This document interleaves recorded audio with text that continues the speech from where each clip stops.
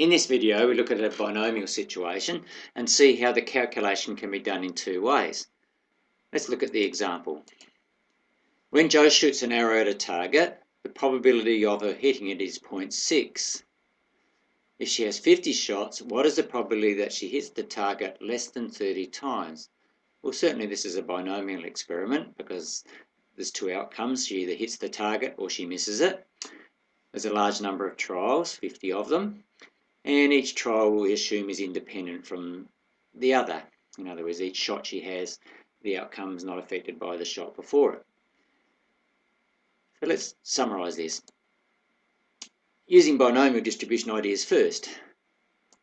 As we've said, there are 50 trials, so n equals 50. The probability of success, that is her hitting the target, is 0.6. Now we're after then the probability that she hits the target less than 30 times. In other words, she can hit it up to 29 times. So how do we use our graphics calculator? We go into statistics mode. And it's a distribution. BNM stands for binomial. In this case, it's BCD. And the X that's required here is the highest number that we can have, which is 29. Up to 29 hits she can have. So we put in here 29. Out of a number of trials of 50. And the probability of success is 0.6. As you can see, that's already been entered for us before. So then when we hit XE again, we find that the probability of less than 30 hits, or less than or equal to 29 hits, is rounded off to two decimal places, 0.44. The probability of less than 30 hits is 0.44.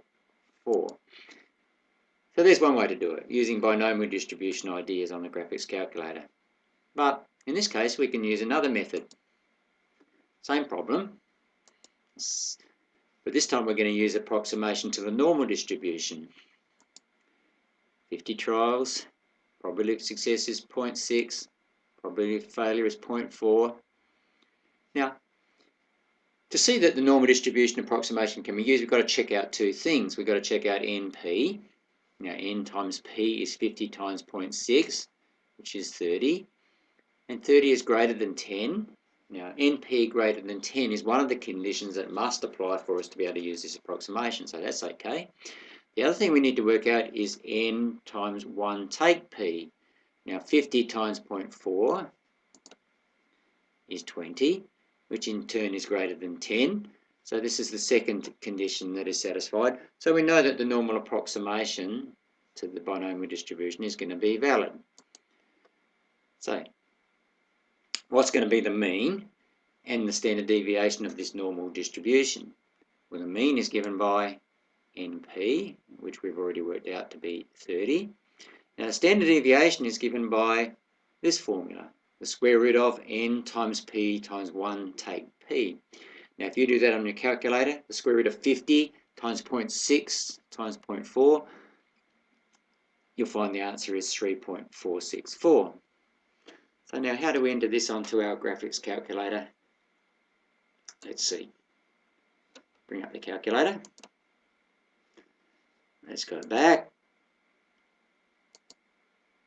We're still in statistics mode. Yes, we're dealing with a distribution. This time we're saying we're going to use the normal distribution. And it's NCD. We're going to put in here the lowest number that we can on our calculator. And we can see it's already been done for us. Negative E 99. It's the lowest number we can put in. Now, 29.5 has been put in here. Now, why is that? That's because the normal distribution is a continuous distribution, as opposed to the binomial distribution, which is discrete. So, if we're thinking of the normal as being continuous, anything right up to 29.5, not including it, but 29.5 will do as an approximation, would be rounded down to 29, wouldn't it? So we have to put in the upper value here of 29.5. standard deviation is 3.46, and the mean is 30. And we hit XE and XE. We see again the probability to 2 decimal places is 0.44.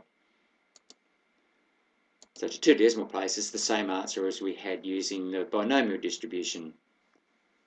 So there we have 2 ways in which we can do that problem.